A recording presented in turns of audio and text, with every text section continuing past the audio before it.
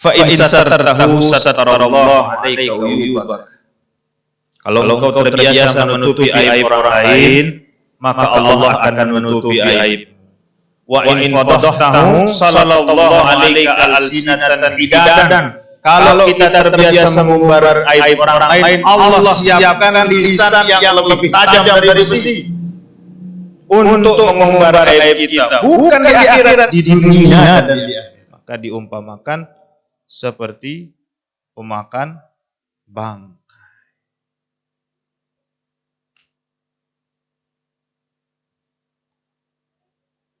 Lau tafakkarta fihi wa huwa an tanzura fi nafsika hal fika aibun zahirun au batin. Cara melatih diri kita untuk tidak terbiasa ghibah adalah banyak-banyak muhasabah. Banyak-banyak mengaca diri. Apakah dalam diri kita ada aib, ada salah, ada dosa atau tidak?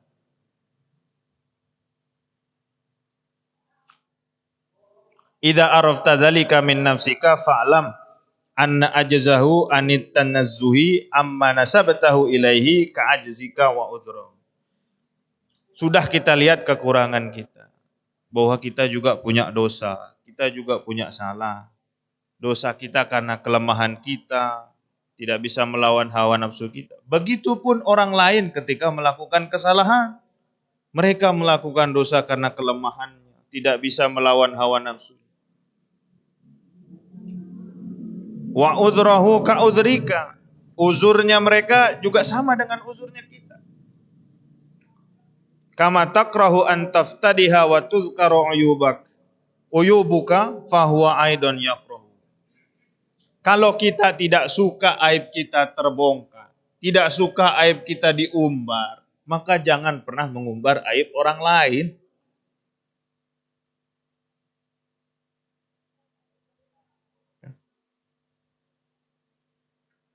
Kalau kita tidak mau orang membicarakan keburukan kita, dendek biasa yang diri membicarakan keburukan orang lain. Sederhana hidup sih.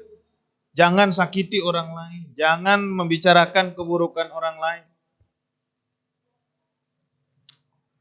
Fa in satartahu sattarallahu alaika uyubak. Kalau engkau terbiasa menutupi aib orang lain, maka Allah akan menutupi aib. Wa in fadahtahu salatallahu alaika alsinatan hidadan. Kalau kita terbiasa mengumbar aib orang lain, Allah siapkan lisan yang lebih tajam dari besi untuk mengumbar aib kita, bukan di akhirat, di dunia dan di akhirat.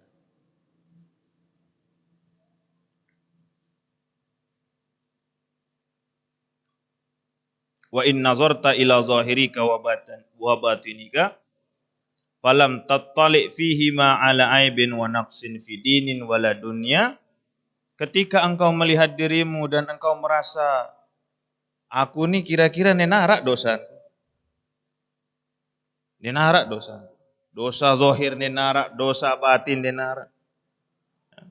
Kan tadi kata Imam Ghazali, coba lihat ke dalam dirimu, ada dosa atau tidak? Ada maksiat atau tidak?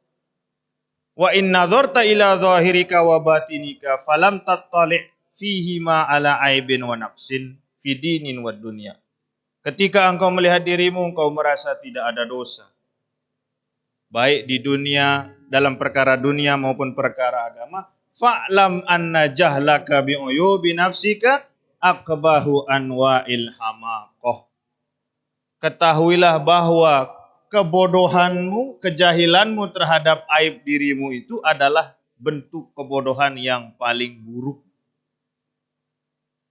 Maksudnya apa? Ketika kita merasa kita tidak punya dosa, tidak punya aib, itulah ketika kita menjadi orang yang paling jahil, menjadi orang yang paling bodoh.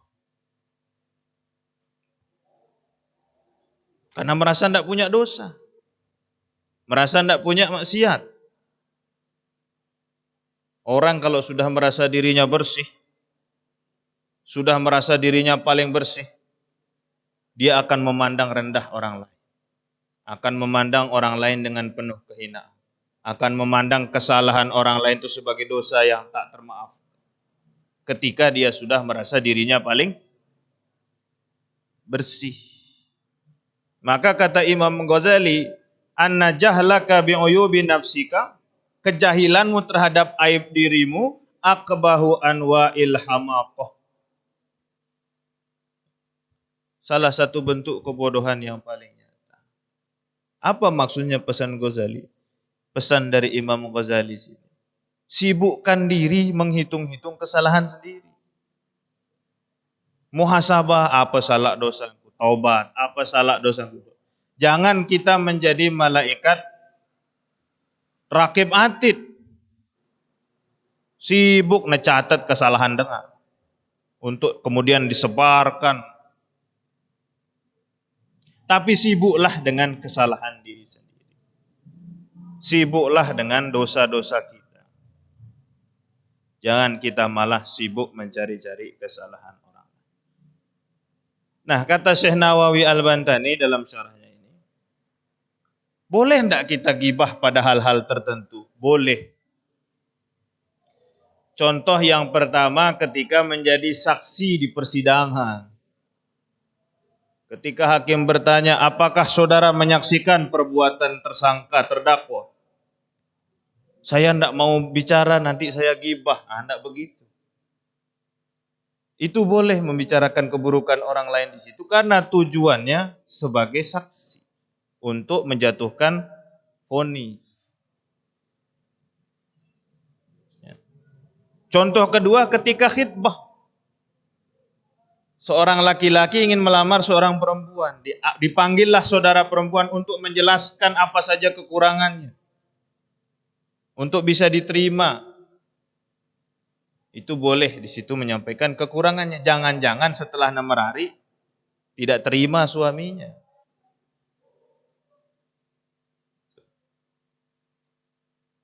Yang ketiga ketika musyawarah. Musyawarah yang dalam hal untuk menjauhkan masyarakat dari perbuatan-perbuatan yang buruk. Misalnya kita harus mengatakan bahwa ada yang minum khamar, ada yang berzina, itu harus kita ceritakan. Ya.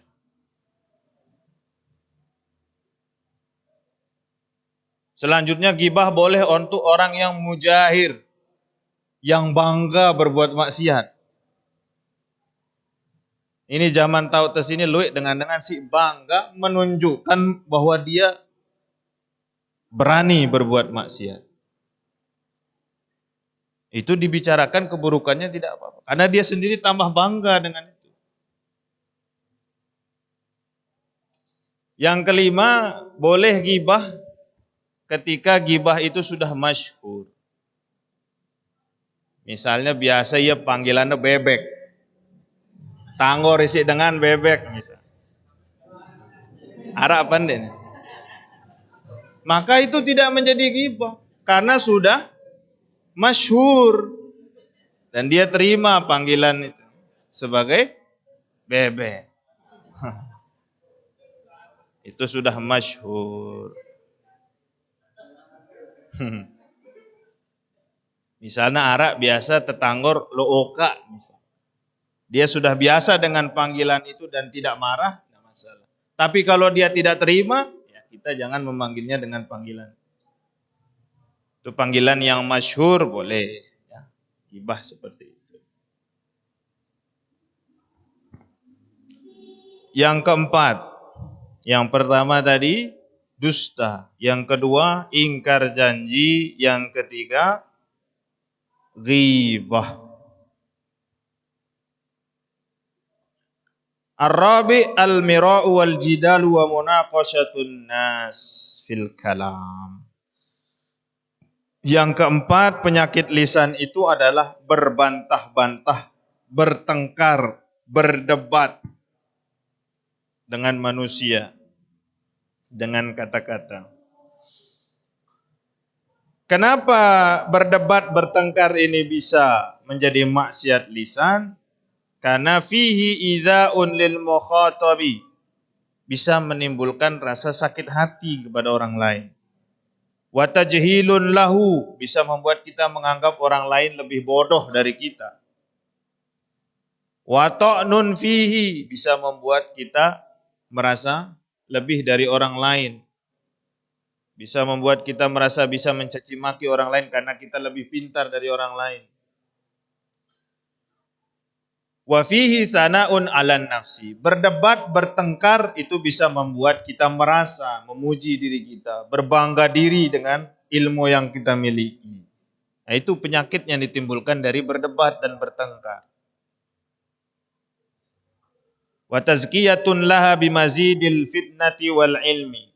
Thumma huwa muwashwishun lil aishi. Berdebat itu bisa mengacaukan manusia, bisa membuat manusia itu merasa was-was dimanapun saja dia berada. Fa innaka la tumarisa fihan illa wa yu'dhika. Karena ketika kita misalnya berdebat dengan orang yang bodoh, dia akan dendam kepada kita. Wala tumari haliman illa wa yuqlika wa yuhqidu alaika. Ketika kita mencaci maki orang yang sabar, menghina orang yang sabar, lama-lama orang sabar itu akan habis kesabarannya dan akan dengki kepada kita.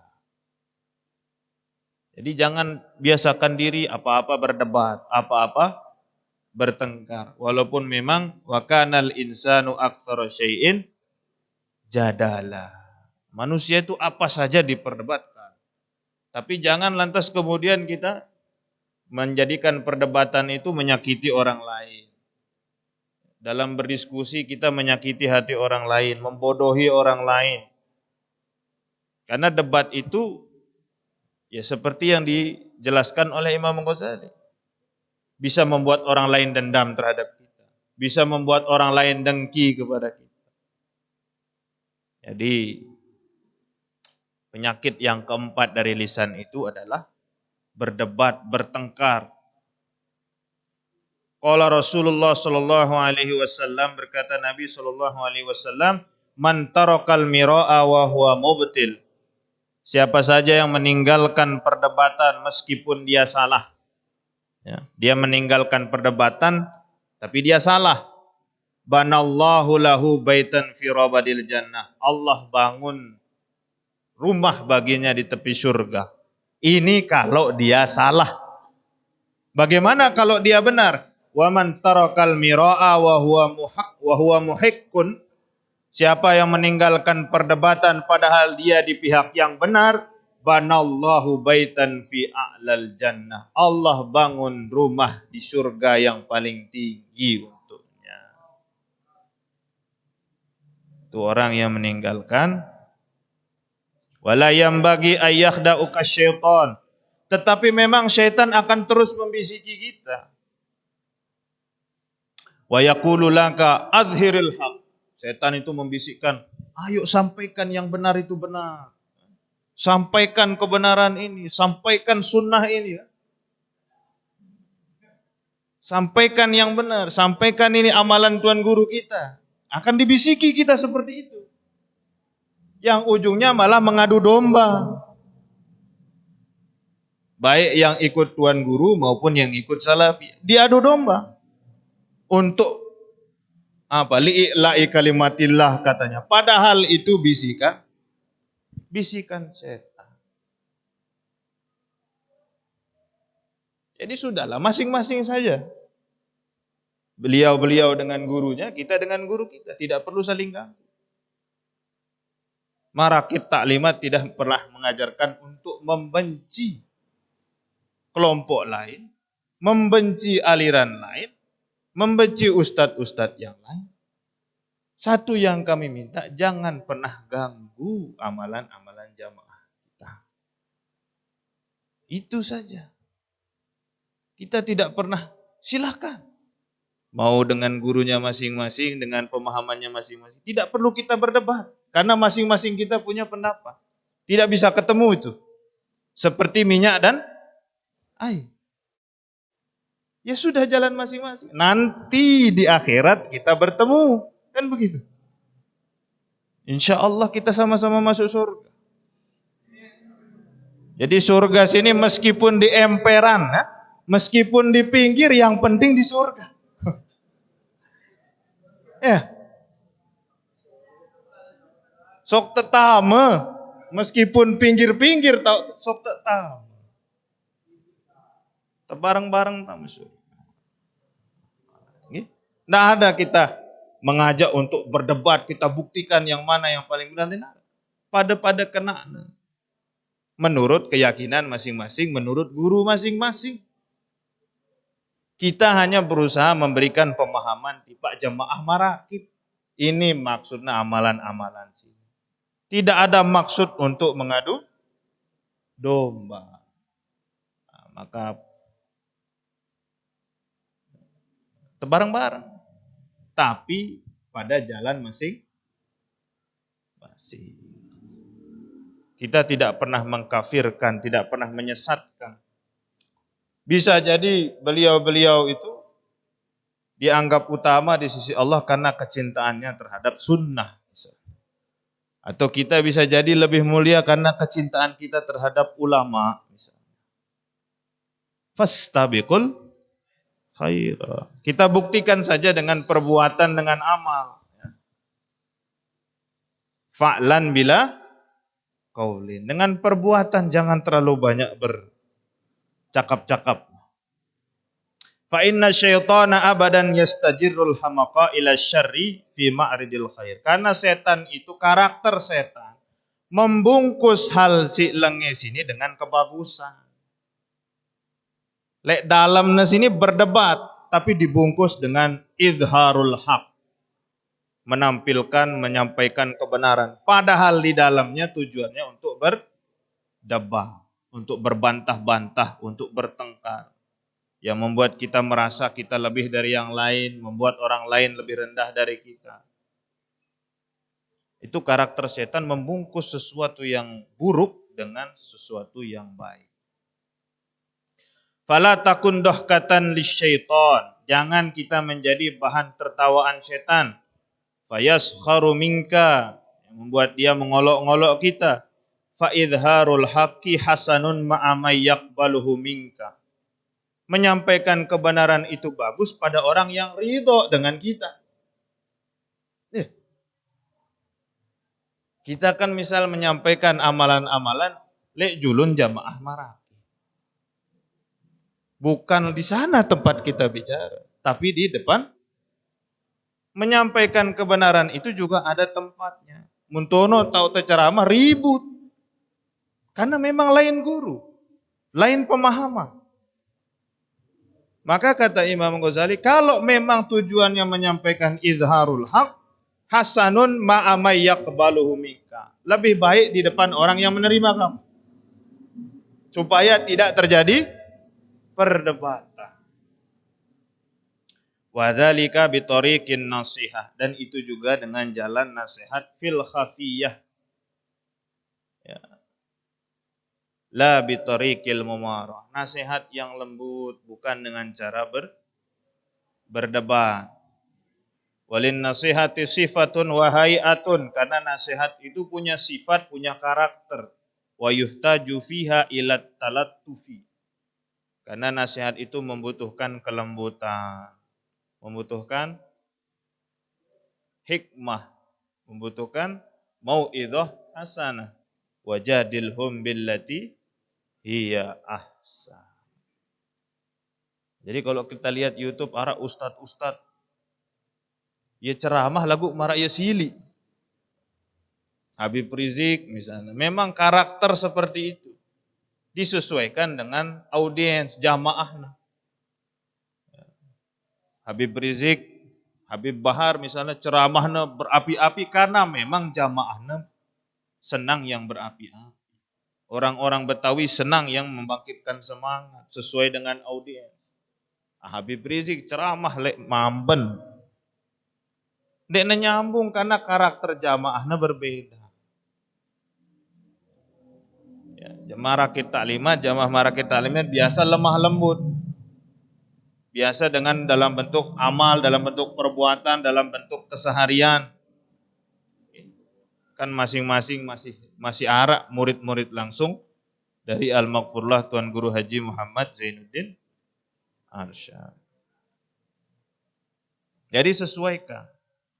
Dan jangan kita mudah menilai, oh ini ustadz ini ya keras, ustadz ini ya radikal, misalnya.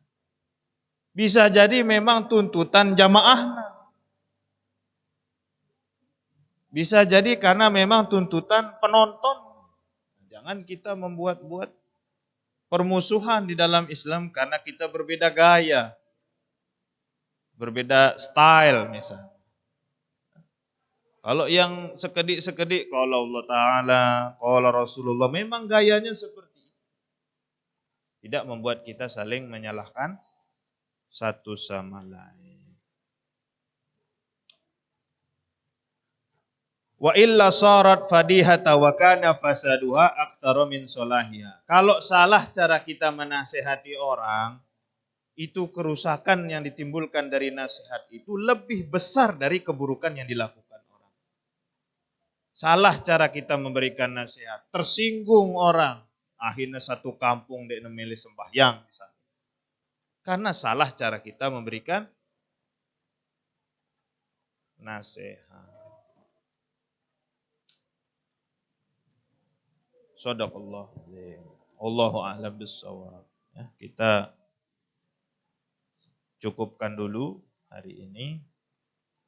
Jadi masih pada pembahasan tentang bagaimana meninggalkan maksiat yang zahir. Maksiat zahir itu maksiat anggota badan. Dari mata, lisan, perut, tangan, dan kaki, dan perut. Nanti kita akan masuk ke dalam bagaimana menghindari maksiat yang sifatnya batin. Allahu a'lam bishawab. Hadanallahu wa iyyakum ajma'in. Wassalamualaikum warahmatullahi wabarakatuh.